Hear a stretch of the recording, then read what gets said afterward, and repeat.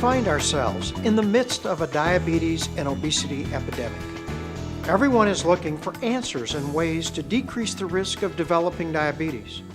Researchers have determined that patients with both type 1 and type 2 diabetes consistently and significantly have lower levels of vitamin D when compared with the general population. In fact, studies are now showing us that if you have a vitamin D deficiency, you have over a 90% chance of developing prediabetes, and you actually double your risk of progressing to full-blown diabetes.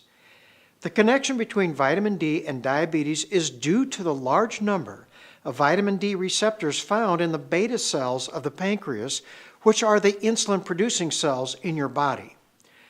There are also vitamin D receptors in your liver, fat, and muscle cells, which influence how effectively you handle glucose in your bloodstream. In other words, vitamin D is critical for the optimal handling of blood sugar within our body. This has led researchers to actually study what happens in patients who are pre-diabetic or those who are already diabetic when they begin supplementing their diet with optimal levels of vitamin D. A study reported in the August 2011 issue of the American Journal of Clinical Nutrition followed a large group of patients who were pre-diabetic. They either received 2,000 IUs of vitamin D or a placebo. Those who supplemented with vitamin D had significantly improved glucose clearance from their blood, improved insulin secretion from their pancreas, and a trend to lower the amount of sugar in their red blood cells called a hemoglobin A1C. The control group saw worsening of all these parameters. These researchers concluded that supplementing 2,000 IU of vitamin D in patients who were pre-diabetic significantly slowed and even prevented the progression from prediabetes to diabetes. Another study reported in the April 2011 issue of the American Journal of Clinical Nutrition demonstrated the fact that supplementing even with 1,000 IU in patients who were already diabetic received significant health benefits.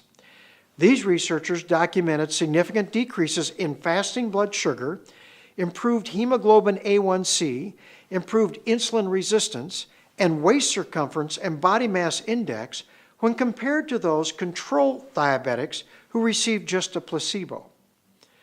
Other studies that supplemented vitamin D3 in diabetic patients observed that these individuals had reduced blood pressure, had reduced total cholesterol and LDL or bad cholesterol, and protein levels in their urine, all of which are risk factors for heart and kidney disease in diabetics.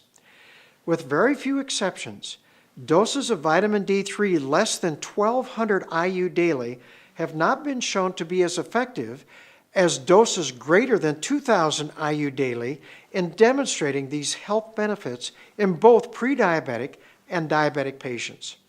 This is why I will continue to recommend that all my patients supplement their diet with somewhere between 2,000 IU and 4,000 IU of vitamin D3 daily, which is the most potent form of vitamin D supplements.